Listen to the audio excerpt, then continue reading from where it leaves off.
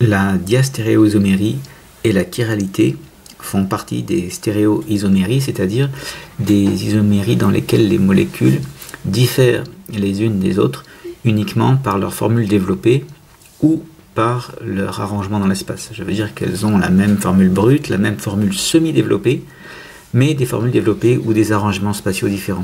Alors l'exemple le plus immédiat, celui que l'on donne généralement pour commencer, c'est celui du but de N. Si on écrit le but de N, sa formule semi-développée est CH3, CH, double liaison, CH, CH3. Eh bien, cette formule développée ne correspond pas à une molécule. En effet, on peut écrire en formule développée, donc le méthyle ici relié au CH, CH, double liaison, C, CH3, hydrogène. Mais on peut très bien également écrire, donc le début serait le même, CH3, CH, double liaison, et ici le carbone peut être lié à un hydrogène, et ici à un CH3. Et ces deux molécules sont différentes puisqu'il n'y a pas de libre rotation autour de la double liaison. On appelle ceci, comme les deux groupes les plus massifs sont du même côté de la double liaison, c'est le Z but de N, et celui-ci c'est le E but de N. En représentation topologique, on a ceci, comme ceci, double liaison ici, et celle-ci. Alors, à ce niveau-là, on peut faire une remarque qui est que ces deux isomères, naturellement, ne sont pas superposables, ce sont deux molécules différentes. Je veux dire par là que on voit que si on amène cette molécule sur celle-ci, cette liaison se superpose à celle-ci, la double liaison se superpose à la double liaison, mais ici il y a une liaison qui va vers le haut et une vers le bas. Donc ce sont des molécules qui ne sont pas superposables. Et si on imagine un miroir ici vertical, dont je dessinerai la trace sur le cahier ici, eh bien on constate que ces deux molécules ne sont pas non plus images l'une de l'autre dans le miroir. Autrement dit, on a des molécules qui sont non superposables et non images l'une de l'autre dans le miroir. Ça constitue ce qu'on appelle la diastéréoisomérie.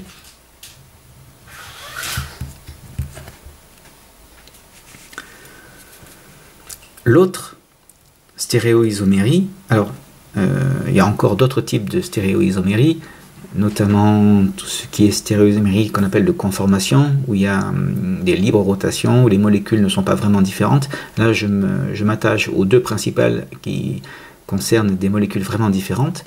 Donc la diastéréoisomérie, comme celle-ci, l'isomérie Z ou E, et puis on verra un autre exemple ensuite. Et l'autre grande catégorie de stéréoisomérie, c'est la chiralité.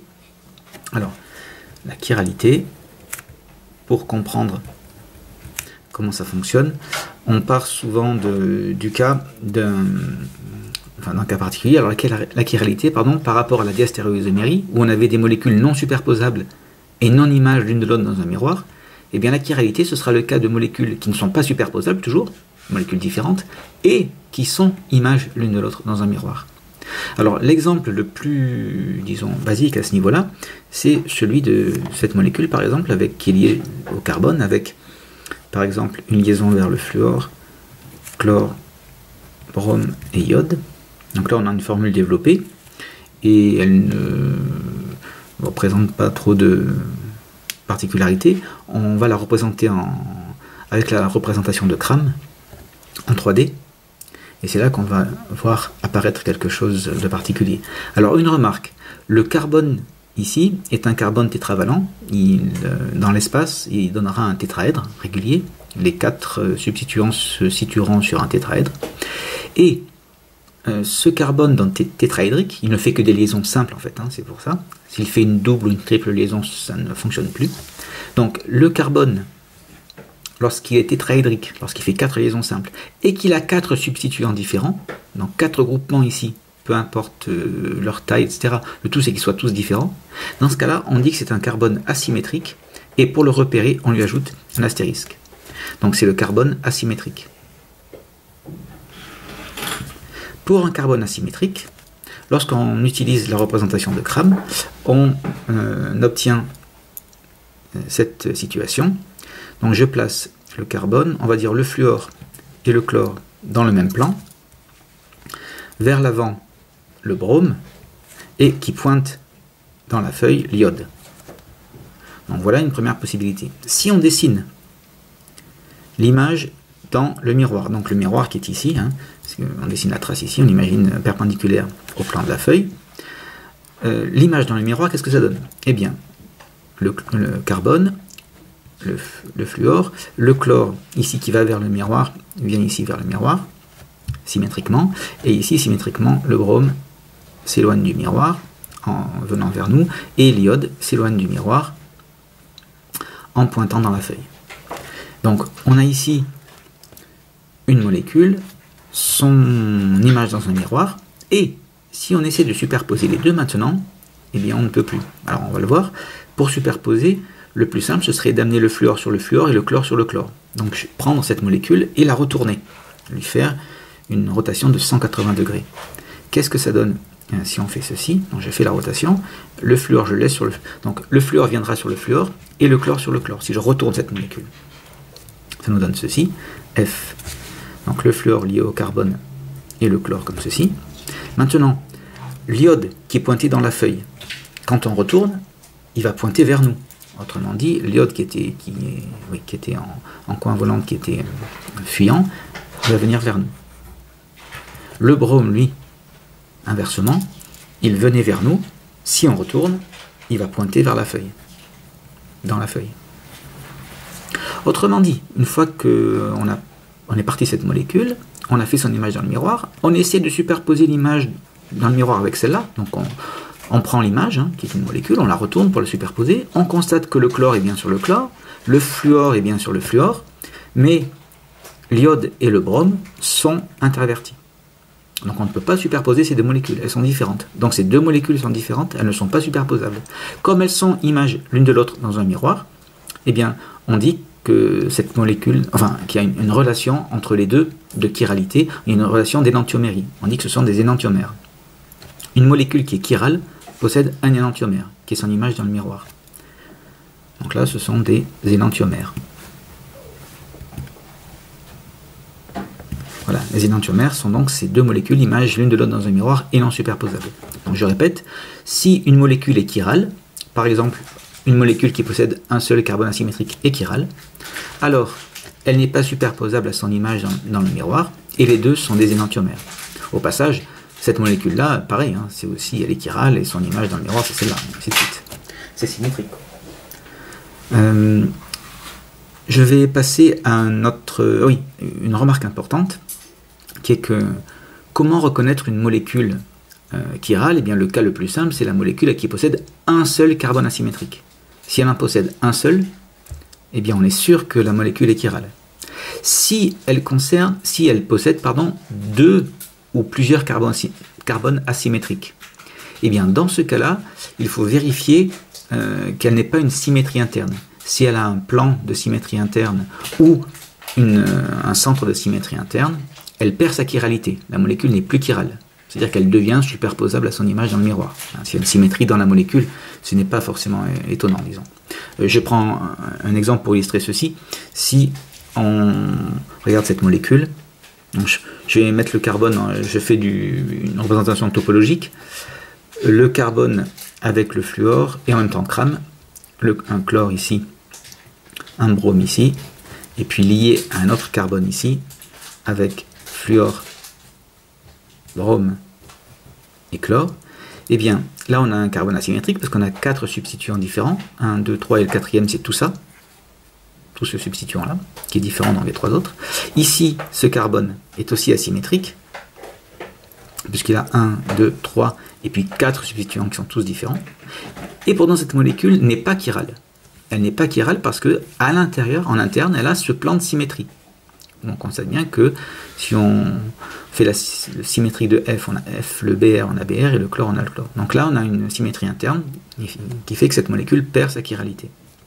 Prenons par exemple cette molécule qui est constituée du carbone lié à un fluor le brome qui va vers l'arrière, le chlore vers l'avant, relié à un carbone lié au fluor, le chlore qui vient vers l'avant et vers l'arrière de l'iode.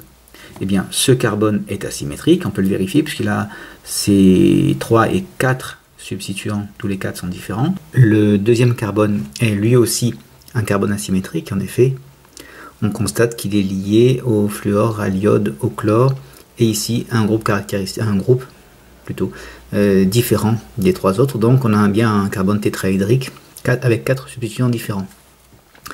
Regardons un petit peu les symétries par rapport au plan qui sépare la molécule en deux. Le fluor est bien symétrique du fluor, le chlore est bien symétrique du chlore, et le brome sont symétriques, c'est l'iode. Donc il n'y a pas de symétrie. La symétrie interne est brisée par la présence de ces 2 atomes différents. Donc, il n'y a pas de symétrie interne. On a 2 carbones asymétriques, pas de symétrie interne. Autrement dit, on se trouve dans le cas d'une molécule qui est chirale.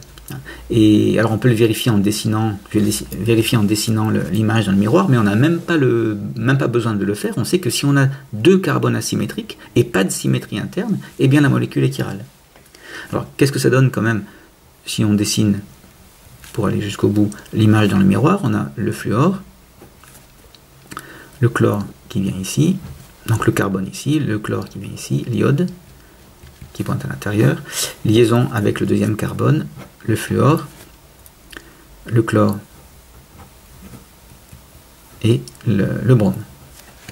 Voilà la molécule qui est image de celle-ci. On va essayer de la retourner pour essayer de faire coïncider le carbone qui est lié au chlore avec le carbone qui est lié, enfin à l'iode plutôt, qui est lié avec le carbone qui est à l'iode, et le carbone qui est lié au brome avec le carbone qui est lié au brome, pardon. Donc ça fait, qu'est-ce que ça nous donne ceci? On fait une rotation de 180 degrés, on la retourne complètement cette molécule, et ça nous donne ceci. Donc ici, ça va venir ici, le fluor, le chlore qui venait vers l'avant maintenant pointe dans la feuille, le brome qui pointait dans la feuille vient vers l'avant,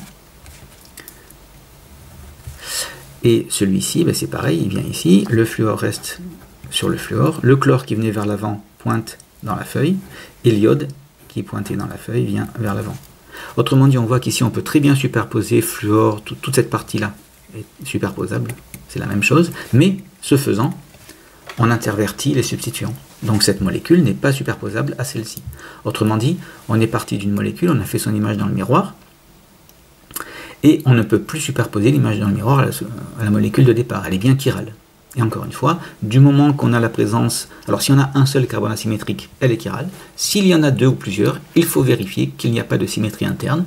S'il n'y a pas de symétrie interne, la molécule est chirale. Je vais terminer par une remarque avec un cas particulier. Alors reprenons la molécule précédente.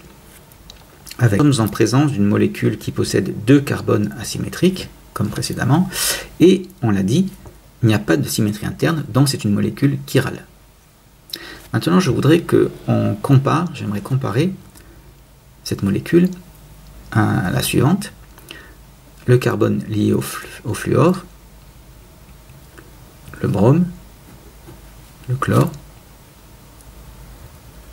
le fluor, le chlore et l'iode.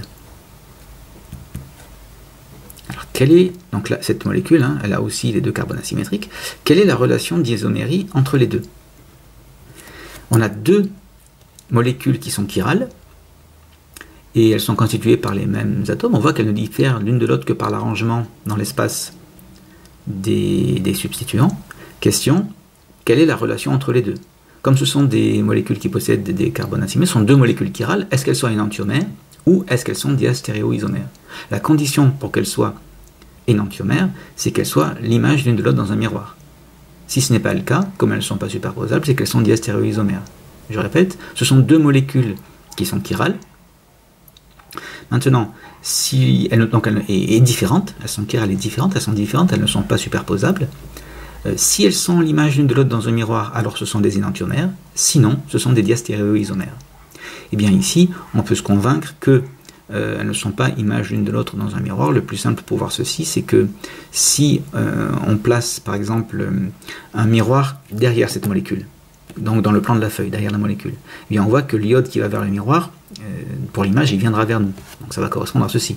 Et le chlore, si le miroir est derrière cette molécule, le chlore qui monte, eh bien, il va descendre dans le plan.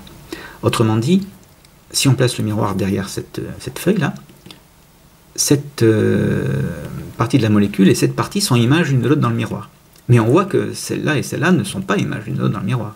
Donc ces deux molécules ne peuvent pas être images l'une de l'autre dans un miroir. Autrement dit, ces deux molécules chirales sont reliées par la relation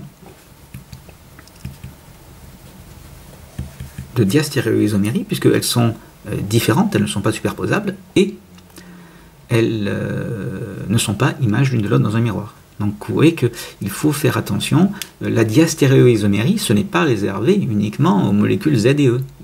Ça peut être aussi des molécules chirales qui sont diastéréoisomères l'une par rapport à l'autre. Par ailleurs, si on dessine ici un miroir, et si on fait l'image de celle-là dans un miroir, eh bien elle ne sera pas superposable, et les deux seront des énantiomères, alors que ces deux-là sont diastéréoisomères. Voilà quelques indications sur la chiralité et la diastéréoisomérie.